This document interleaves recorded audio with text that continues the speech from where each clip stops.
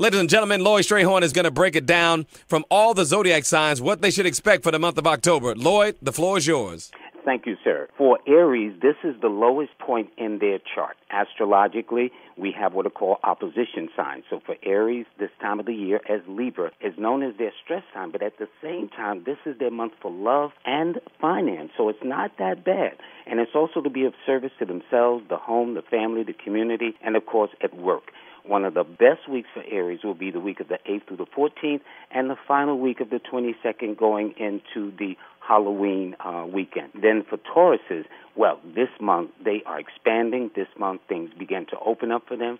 They're going to be very lively. They're going to be making the right types of social contacts and other types of things of that nature so they can expand their world. And they're also passing through a good luck cycle. So Tauruses should rock the house, particularly in the third week, which is the 15th through the 21st. For Geminis, they love to do things quickly, but this particular month of October suggests they slow their roll, take their time, and instead of being pushy or rushy, just be sweet and simply irresistible. And the third week of the 15th to the 21st and the final week going into the Halloween period would be best for them.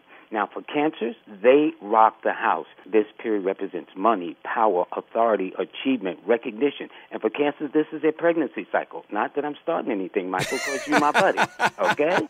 But let us be clear the kind of month that Cancers are having. It's going to be very dynamic. And, in fact, the second and third week, which will be from the 8th to the 21st, will be the most dynamic things. And for Cancer's career opportunities are coming in about just a matter of a week or two. For Leos, this is a quiet time for them to be reflective, to soul search, to analyze.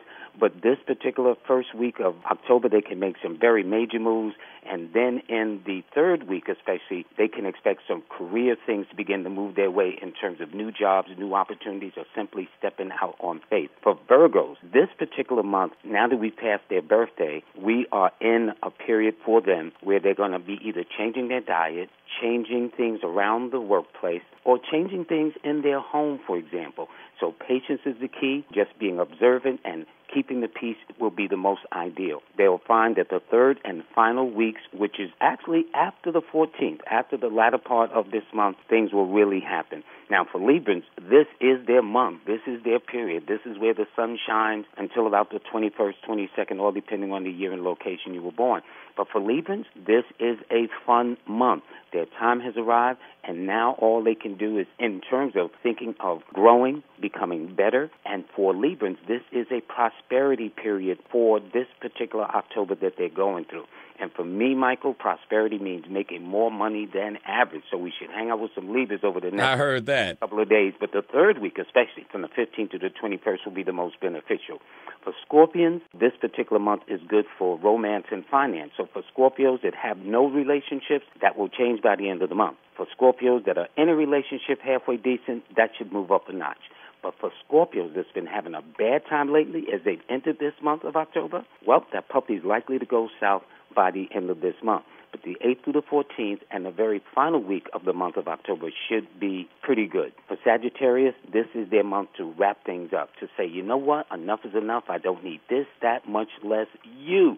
Okay, but at the same time, if they focus on things they've been wanting to do, dreams that they've had on the back burners that they need to bring front and center to manifest themselves, they couldn't have picked a better time than October. But the second week and the final week will be the best. So week 2 and week 4 will be the best for them.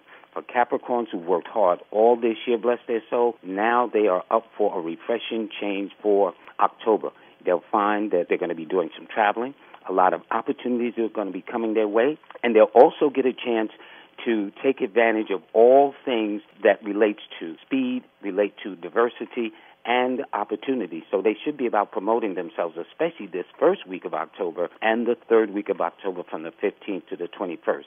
For Aquarians like myself, well, this is a time they start anew. They start fresh as we enter this fall of 2012. And it also indicates that they need to stand on their own and focus on more of what is in their best interest rather than trying to help the world and humanity in general.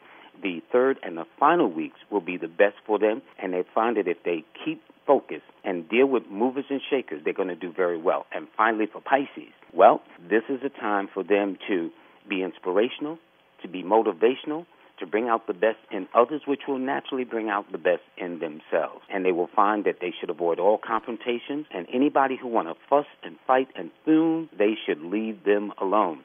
But the week of the 8th through the 14th and the final week of October going into this month will be the best time for them. And there you have a wrap-up of all the signs for the month of October. Ladies and gentlemen, Lloyd Strayhorn, tell them how they can get the book, the name of the book, and all the information. The name of my book is Numbers and You, and they can always reach my website at numbersandyou.com, named after my bestseller. Everything spelled out. I don't believe in shortcuts. Thank you. Numbersandyou.com. And they can always call for sessions or inquiries. And plus, I'm teaching a course here at City College, so I'm very proud. And thank you directly and indirectly, Michael, for making that happen, believe it or not. And the number is 1-800-581-4401. That's 1-800-581-4401. Ladies and gentlemen, Lloyd Strayhorn. Thank you, Lloyd. See you again for what sign is up next?